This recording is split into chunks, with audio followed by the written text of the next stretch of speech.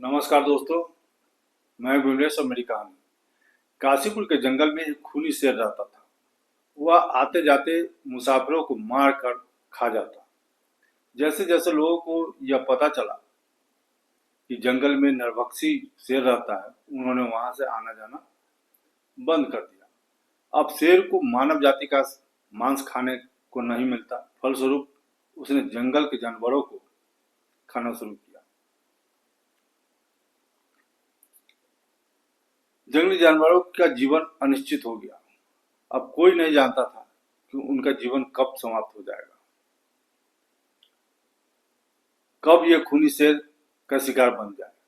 शेर के इन अत्याचारों से तंग आकर जंगली जानवरों ने मिलकर अपनी एक सभा बुलाई।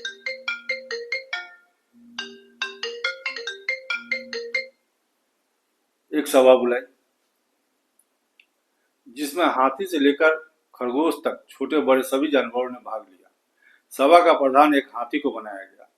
जब सभी जानवरों ने अपनी अपनी जगह ग्रहण कर ली तो हाथी ने उन्हें संबोधित किया। देखो भाई, इस समय हम सबका जीवन खतरे में है। न जाने कौन से पल खूनी शेर आकर हमारे जीवन को मौत में बदल देंगे। ऐसे समय में हम सबको सोचना होगा कि निर्भय होकर जीने के लिए हम क्या करें। आखिर हम कब तक वनराज का यह जुर्म सहते रहेंगे। मगर किसी के पास कोई जवाब नहीं था। शेर के खिलाफ बोले तो क्या बोले। तभी एक मोर मंच पर पहुंचा और सभापति हाथी का अभिवादन करके बोला, सभापति महोदय एवं भाई बंधुओं, मेरे पास एक सुझाव है जिसमें हमें अपने मरने का दिन ज्ञात हो सकता है। यदि मेरा सोचा पूरा हो जाता है तो मृत्यु के दिन तक निर्भय होकर जी सकते हैं। वह कैसे? हाथी ने पूछा। क्या सोचा है तुमने? सारे जानवरों की आंखों में आशा की चमक झलकने लगी। देखो भाई, हमारे पास एक हम देखो भाई, हम में से 5 लोग इकट्ठे होकर जंगल के राजा के पास जाएंगे।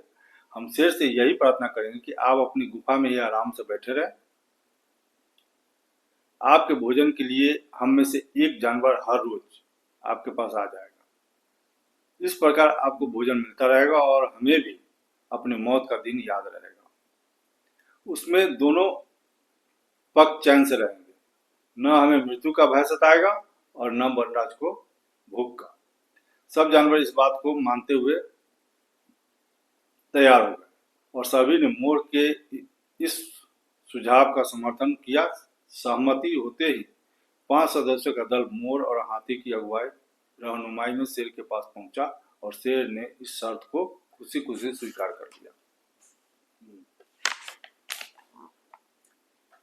दूसरे दिन से जानवरों की पंचायत ने मिलकर अपने साथियों को मौत के दिन बांट दिए थे।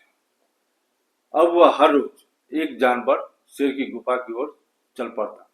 बाकी बच्चे अपनी मृत्यु का इंतजार में दिन गिनते रहते। एक दिन एक गरीब खरगोश की बारी आई। सभी जानवरों को यह देखकर बड़ा आश्चर्य हुआ कि खरगोश जरा भी चिंतित नहीं था, न ही उसके चेहरे पर उदासी थी। वह हंसता हुआ खुशी खुशी अपने मित्रों एवं परिजनों से विदा लेकर जा रहा था, जैसे किसी विवाह शादी में जा रहा हो। जबकि उसके पूर्व जितने भी जानवर शेर के पास गए, सब के सब रोते हुए जाते थे। उस खरगोश की पत्नी और 2 बच्चे भले ही उसे जाते देखकर रो रहे थे, मगर वह खरगोश जरा भी विचलित नहीं था। दरअसल वह खरगोश भी मरना नहीं चाहता था।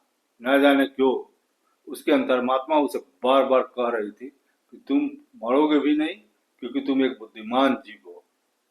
तुम छोटी आयु में ही साधु संतों के बीच रहे हो, ज्ञानियों के पास बैठते थे रहे हो।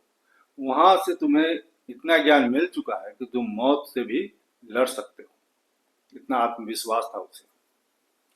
उसी ज्ञान की शक्ति से उसे प्रेरणा प्राप्त हो रही थी कि तुम मरोगे नहीं, यदि तुम अपनी बुद्धि से काम लोगे तो मौत से भी बच जाओगे। चलते चलते खरगोश मौत से बचने की युक्ति सोच रहा था। तभी रास्ते में उसने एक पुराना कुआं देखा।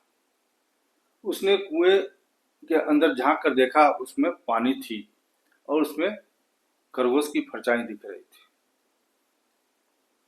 खरगोश उसे देखकर हंस दिया। फिर थोड़ी देर तक सोचता रहा। शेर के पास पहुंचते पहुंचते उसे काफी देर हो गई। शेर गुस्से में गुड़गुड़ा रहा था और शेर गुस्से होकर के बोला खरगोश से कि आज तो तुमको खाऊंगा ही, साथ साथ तुम्हारे पूरे खानदान को मैं खत्म कर दूंगा।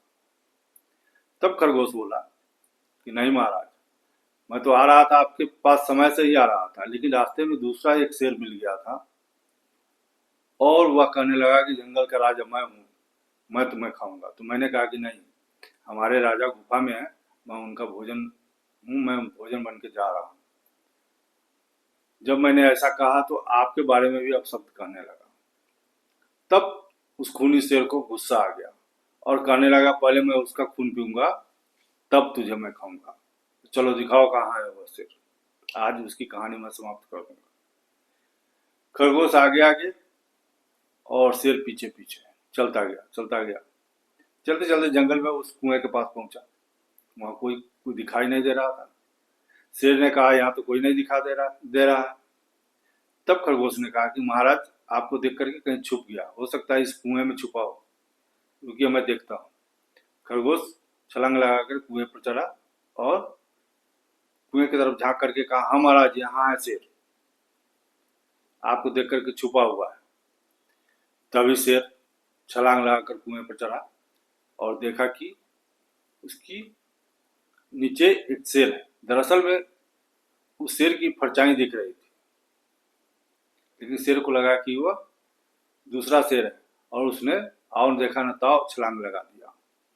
छलांग जैसे ही लगाया कि पत्थर से उसका सर टकराया और शेर मर गया।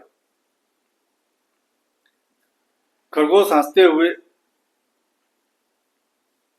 अपने दोस्तों के पास पहुंचा। सभी जानवर उसको देख करके बहुत खुश हुए, सारी कहानी बताई और उस खरगोश ने अपनी युक्ति से सभी जानवरों का, बचे हुए जानवरों का जान बचाया। कहानी छोटी सी थी, अच्छी लगी हो तो लाइक और सब्सक्राइब जरूर कीजिएगा। कहते हैं ना, करो कुछ ऐसा कि दुनिया करना चाहे तुम्हारे जैसा। नमस्कार।